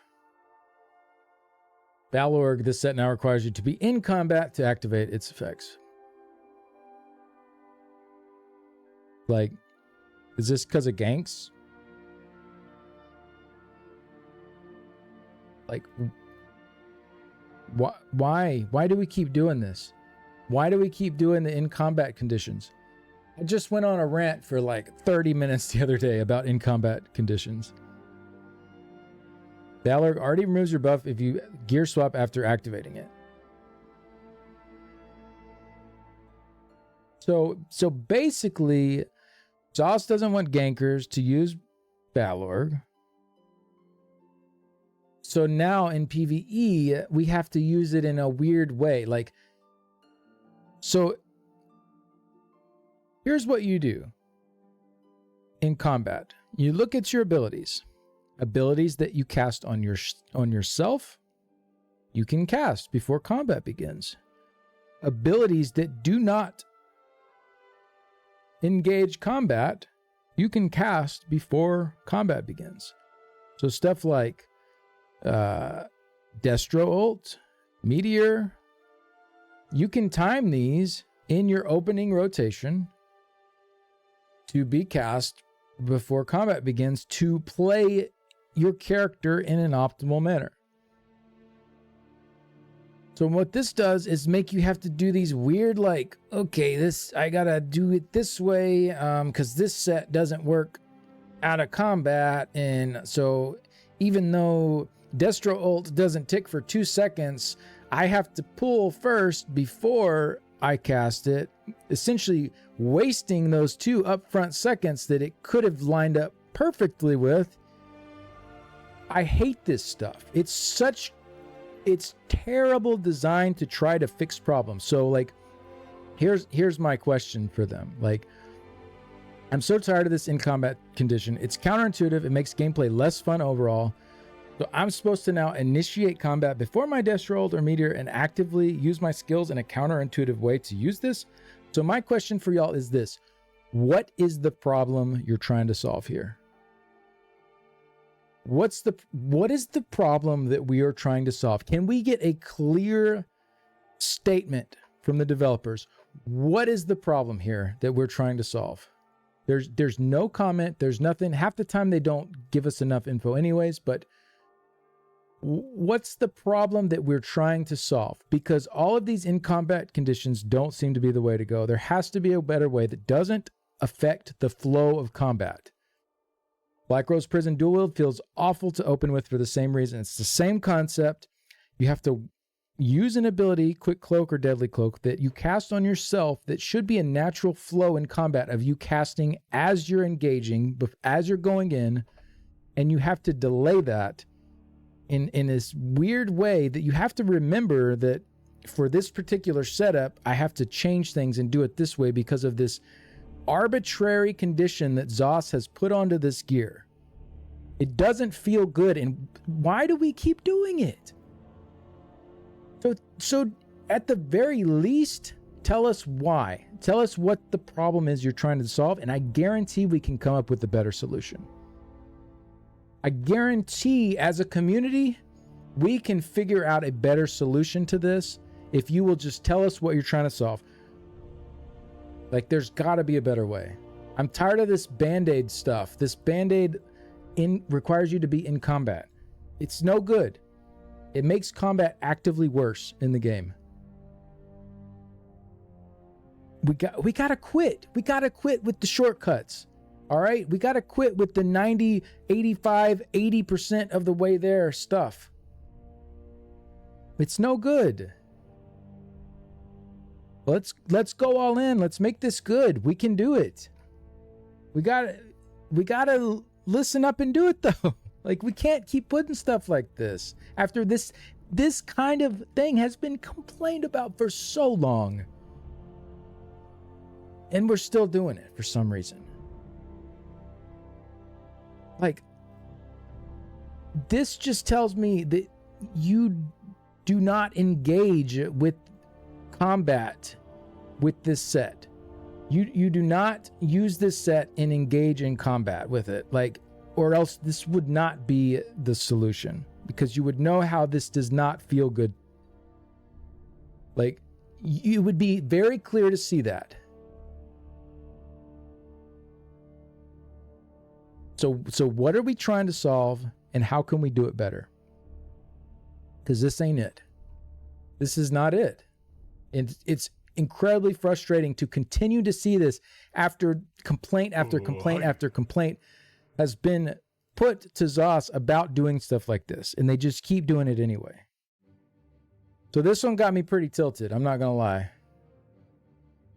This one got me pretty tilted to see that again. It's getting old, right? I thought we were maybe at least past doing it, and that someday we would go back and fix the ones that were currently behaving that way. So to see another set introduced into that same bucket is just, it's getting really frustrating. All right. So here we go. Moving on. Next oil, fix the bug with it. Arms of Reliquin fixed an issue where the cooldown for this set was shorter than its listed cooldown. Reduced the damage it deals by about 2%. I don't know what this means. Where the cooldown is shorter than its listed cooldown. What I'm afraid that this means is that as your light attack weaving Reliquin, you can double proc it often, and it's one of the main things that makes this a competitive set. If you weave slow enough, if you weave like crazy fast, you didn't get this. But if you weave just very good or worse, then you would get a double proc. So most people in their weave speeds, they were getting 2 ticks of this per second, which is the reason it was a good set. If that's gone, this set was already not being used in favor of Null Arca now. And now they gut it and reduce the damage by 2% at the same time. Now, I don't know for a fact that is what they're changing here. That is my assumption.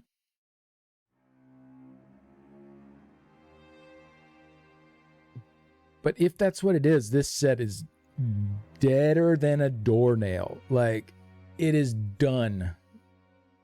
It was already on life support for PvE. And it's funny, if it was PvPers using it, they got it nerfed. What are we doing? What are we doing with our set designs? That the PvP, that the trial sets are better in PvP than in PvE, and getting them nerfed for PvE. Like, what are we doing?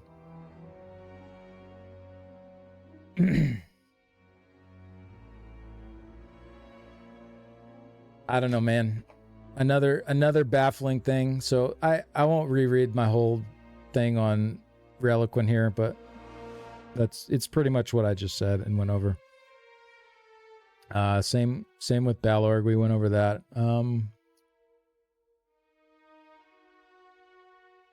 So yeah, we'll see. We can test Reliquin, but I'm pretty sure Reliquin is just absolutely terrible now. I'm pretty sure. Maybe I'm wrong. It might just work like it's supposed to now, and still do the double ticks. And I don't know. We'll see. Not very clear what is going on with this. All right. Besides Mania, this is. I actually this was a suggestion I made. So I'm pretty happy that this made it in. This set now grants up to 10% damage done against monsters and reaches its cap at 50% magicka, rather than 12% damage done and reaching its cap at 0% magicka. This is very good. This is much easier to use now. You were never getting the full 12% anyway with the old version. So only needing to get to 50% magicka to get 10% damage done. This is good. This is a good change. And I'm hold on. Let me pat myself on the back a little bit. What's not a good change is the one that they took from my suggestion and then murdered it, buried it 10 feet underground. So we'll skip Berserking Warrior for now and go to the stamina counterpart. This set now grants 525 weapon spell damage, reaches its cap at 50% stamina rather than 740 at 33%. So I suggested 630 weapon and spell damage on this, which would have put it right even with Harmony and Chaos, Mantle of Sororia. I think these actually ended up being 640 because they got buffed. So why is Coral Riptide 525? Rip Bozo Coral.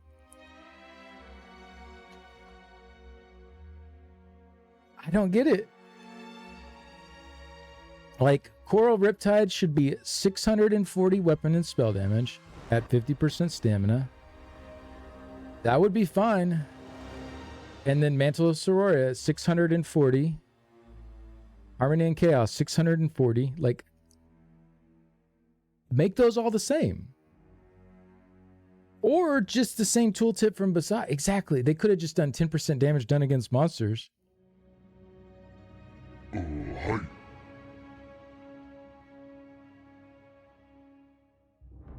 Man, I don't know. I don't get it. I don't understand one bit why they only did 525. So this was, I put this in my feedback too. Max value is way too low here. Worse than the Basai counterpart. Nerf was fine, but should be 640, just like Sororia and Harmony. 525 will cause it to not get used at all. No one's using Coral Riptide if it's 525. Like, maybe trash, but why wouldn't you just use Beside then? Like, because it's medium?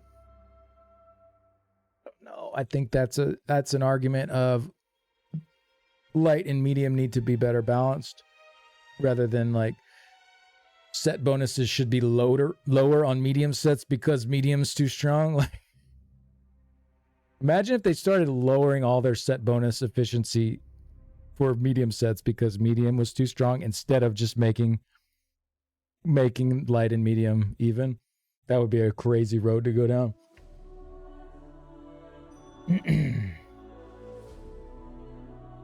No one's using Coral with that minigame for a trash amount of damage. Yeah. So, please, Zos, come on. Make this 640 the same as Sororia or Sororira, Mantle of Sororira, and Harmony and Chaos. Just make it the same. People that want to play the minigame can use this. People that want to do the stand still game and keep their stacks up can use this. People that want to get their synergies within 15-second windows and keep your stacks up that way can do that. Like,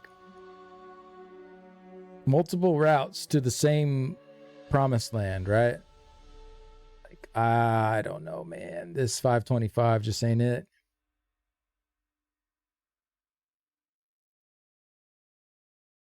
So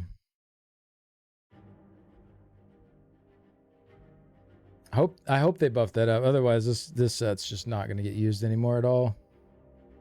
It was already kind of on the fence because it was not worth that much over Onsul.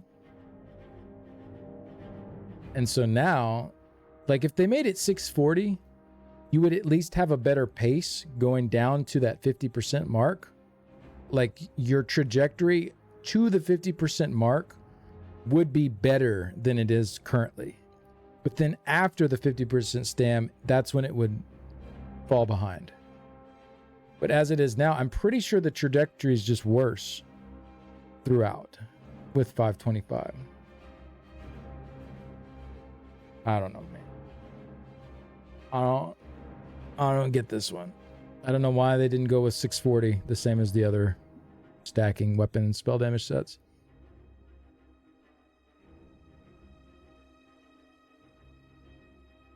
Whatever. That's Coral Riptide. I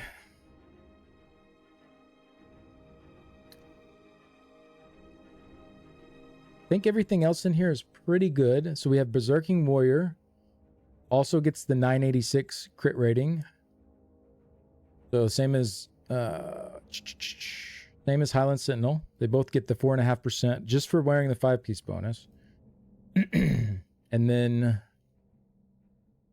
the set now grants 298 crit with 5 stacks max rather than 241 crit with 10 stacks max. So the total crit you get now is actually slightly up on Berserking Warrior. So 2476, so 11.3% crit chance, where it was like, what, 11% before? Yeah. So not, I mean, it's pretty much the same.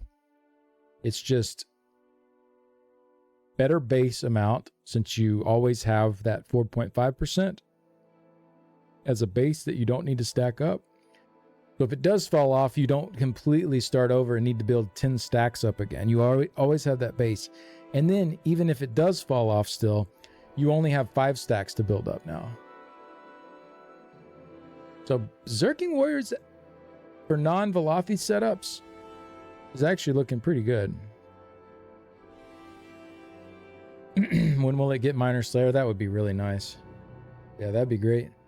So I like Berserking Warrior here. This is very solid change. I think most of these changes are good.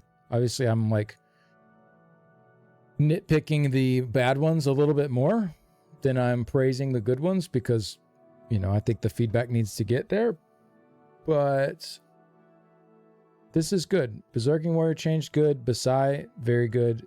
Coral needs to be 640 though. This is too low. That's not going to get used. Destructive Mage, this is another one that's pretty good. So this is a heavy attack set.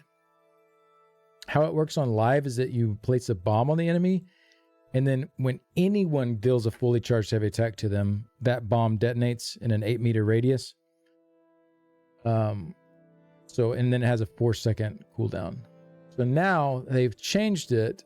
So instead of anyone being able to detonate it, it only works for you now.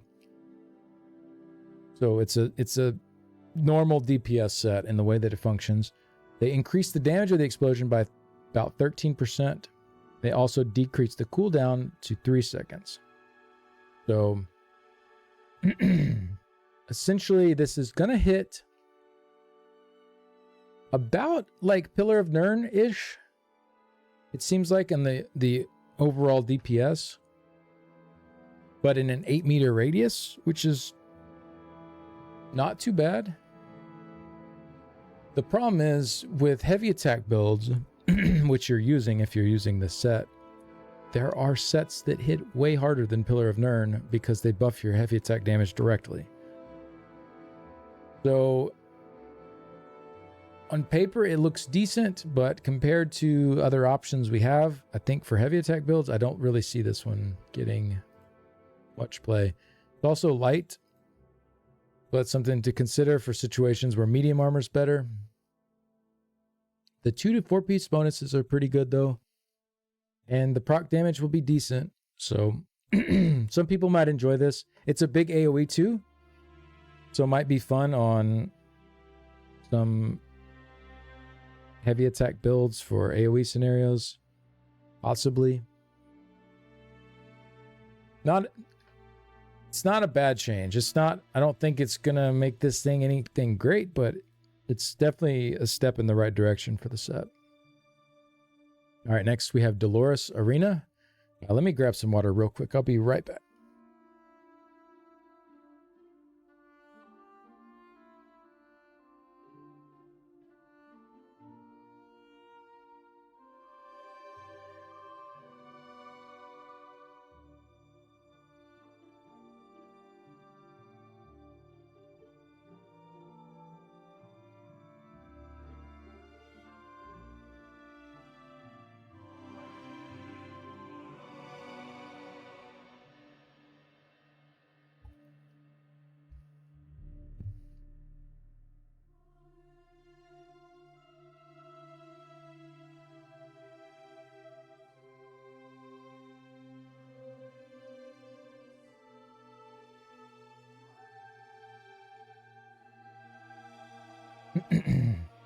We can proc every 2 heavies. It's more of a sizable buff than it seems. Yeah, I just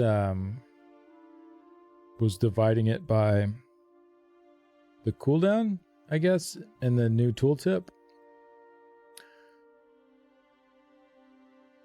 So it's a very large buff. It's more than a 13% buff, but it was pretty awful before.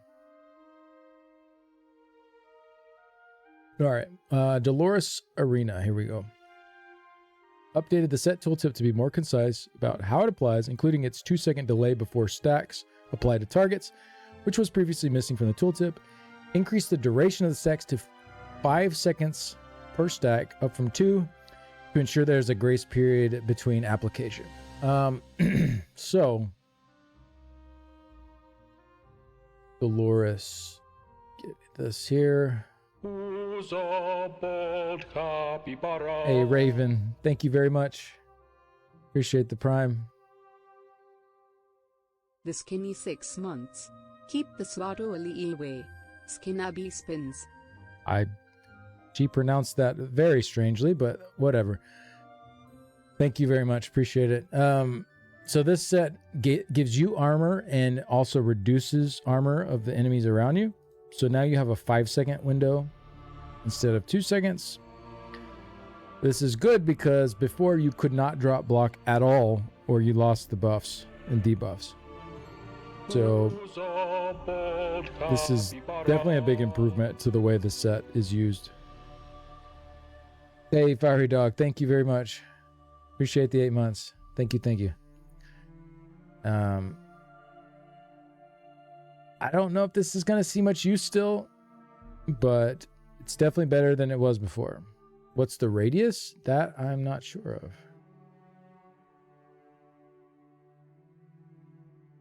I don't know. I want to say it was like 6 meters, but I can't remember for sure. All right, then we have Caspian's Cruel Signet.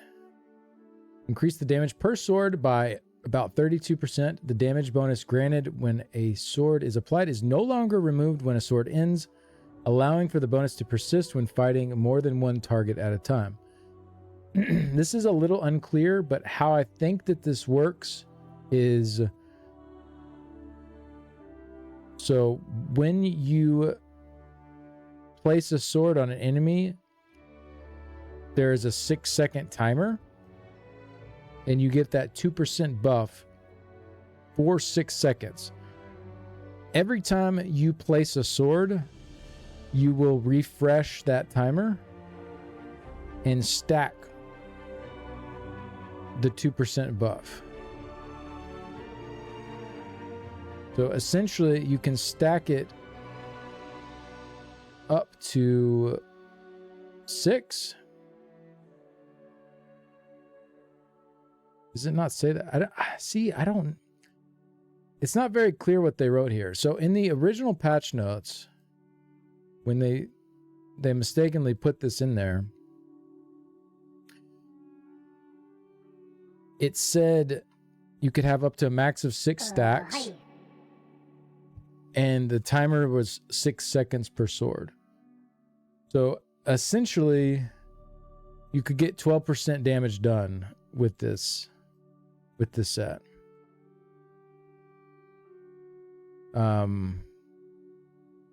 The way they've described it here is really kind of hard to tell what they're doing.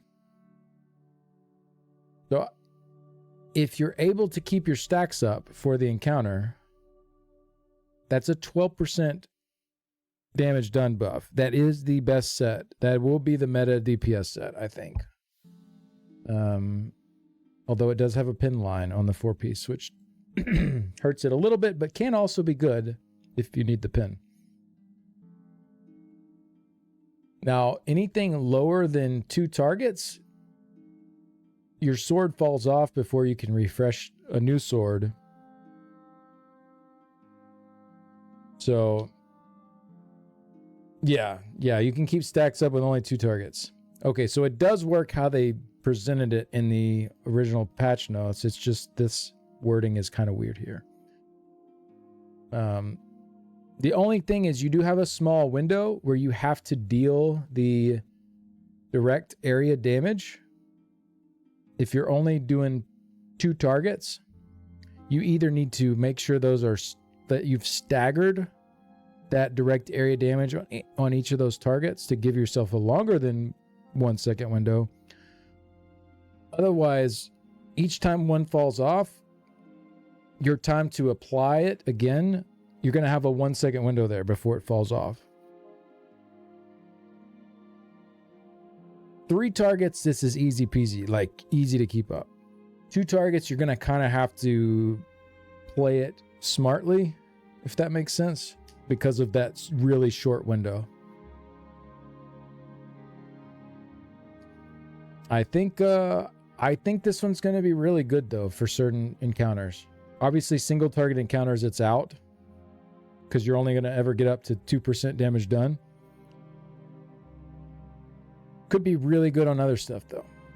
So definitely a big improvement to Caspian. All right, Harmony and Chaos. This one now gives you 200 weapon and spell damage at all times on the 5-piece bonus. And then the stacks go up to 440. So five synergies taken gets you another 440 on top of that. So 640 total.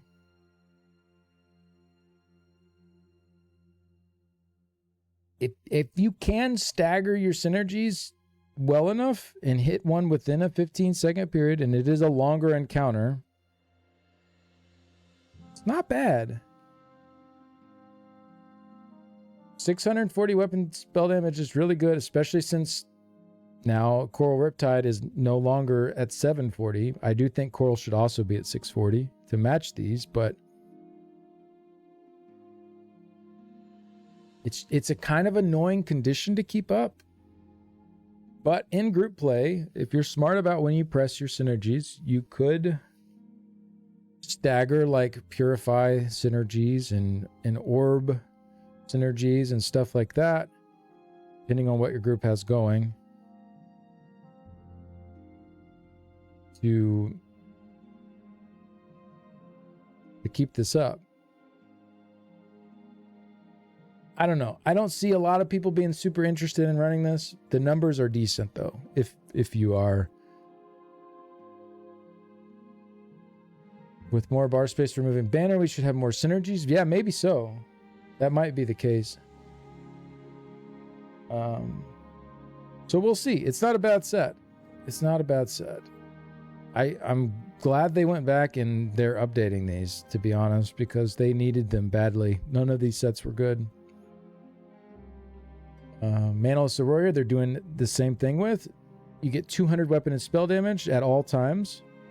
And then for your 5 stacks, or sorry, 5? Yeah, 10 stacks for Sororia. Sorry. 5 stacks for Harmony and Chaos with the synergies. 10 stacks for Sororia for standing in your circle. And that goes up to 440, the same. And then you get your extra 200, 640. You get 640 now with Sororia instead of 630. But the 200 is always there if it falls off. So definitely an improvement to Sororia with how that works. What else? Recovery Convergence. So this is the other... This is the other set in the new trial. No longer prevents you from generating overhealing charges after activating the synergy. So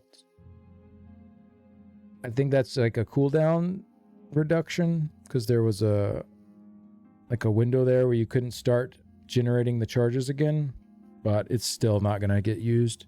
It's a recovery set. Burst of resources. Yeah. No bueno. Let's see. Roaring Opportunist. The set's 2-piece bonus is now weapon and spell damage rather than 1487 offensive pin. Good change there. Mostly this is used by healers. So the penetration line was just kind of there. Just kind of wasted. And the 5-piece bonus works off weapon and spell damage. So this makes way more sense to be on there. So that's a good change. This 2-piece right here is now weapon and spell damage. So now it's weapon and spell damage, and max magicka, which are the stats that the set scales off of. All right, Twice Fanged Serpent. You now get 2305 pin at all times when wearing 5 pieces. And then you get 660 per stack up to 5 stacks max rather than 544 per stack up to 10 stacks max. And then the 3-piece bonus is now pin instead of max stamina. So weapon and spell damage, pin, and crit chance. And then you start at 2305 penetration. 660 times 5. Oops. 660 times 5 plus 2305. 5605 pin when it's built up, which is a little bit higher than it was before. It was 5440 before. Pretty good. Kind of seems good for PvP even. Maybe you just use Shattered Fate. I mean, I think this has overall more stats than Shattered Fate though, right? But Shattered Fate doesn't have to build up. So that's kind of the, I guess, the trade-off there.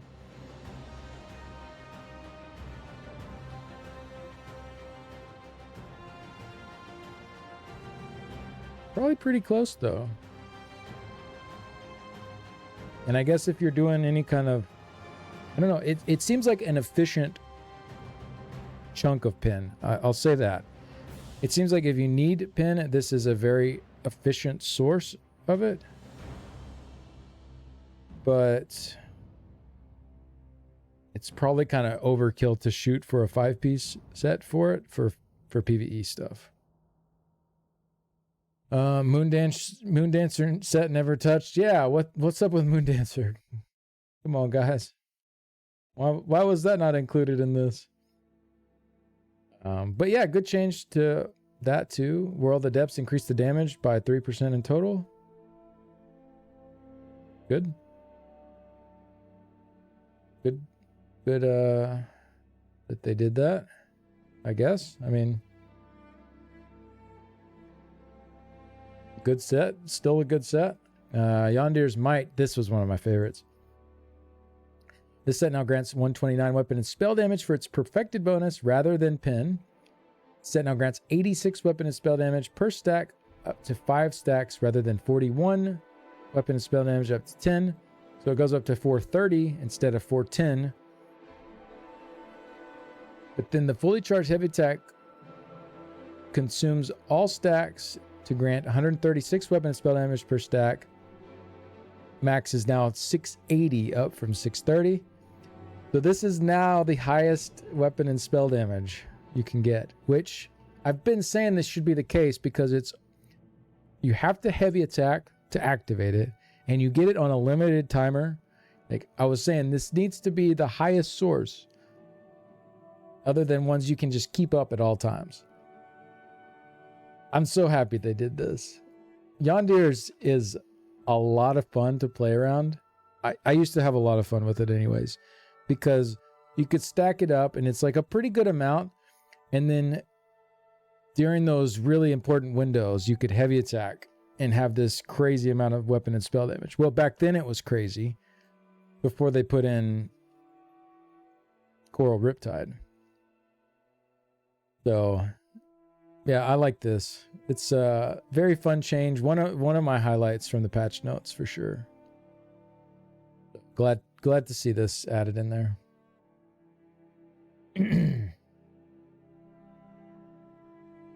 Numbers could still be higher.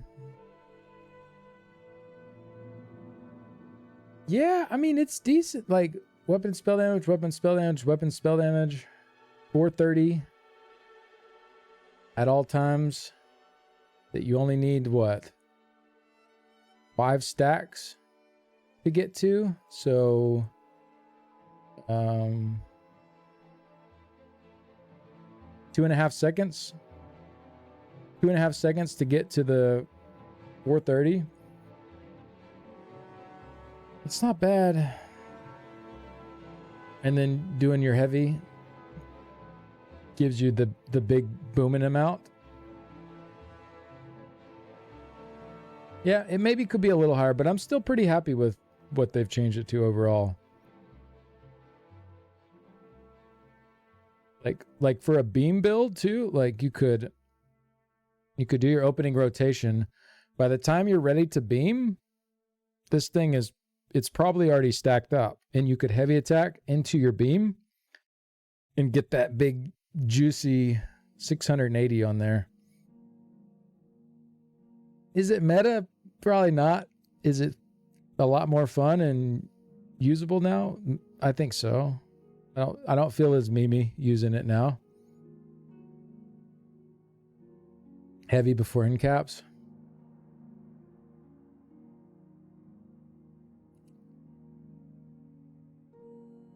All right. But that's it for the sets. I think most of these were actually really good changes. There were the few that stood out.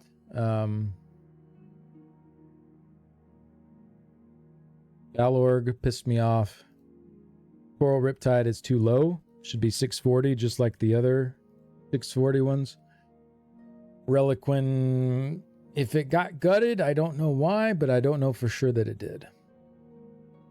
Overall thoughts, these are the main concerns so far. Most of the set changes are solid, but the balance of combat, or lack of balance really, is super worrying. Lots of people progging hard content are going to be pissed off tomorrow. This was yesterday I wrote this. And those hoping for more variety and options for skill lines are going to be disappointed as well. Seeing this set of patch notes is really troubling to me. You just got so many people hyped up and interested in the game again. Why do you guys want to shut the door on that? Understand balance is needed, but there has to be a better way to do this for people where underused stuff is improved. I'm not saying this is the truth, but the look is that you guys care much more about a balanced spreadsheet than the enjoyment of your player base. Not to mention the changes that just don't make sense, like the Arc banner doing the same thing as Tonebearer. Just a really bad look, and I'm worried the hype and fun around Update 46 is going to be squashed. Please, let's not have that happen. I know we can keep it going. This was the feedback. I ended my stream early yesterday and came and wrote all this up. So it was too heavy on my mind to keep sitting there streaming, knowing what was going on and not doing anything. So that was the reasoning there. Yeah, I think I'll cover the new sets in a separate video. But for the YouTube land, thanks for watching. See y'all in the next one. Bye.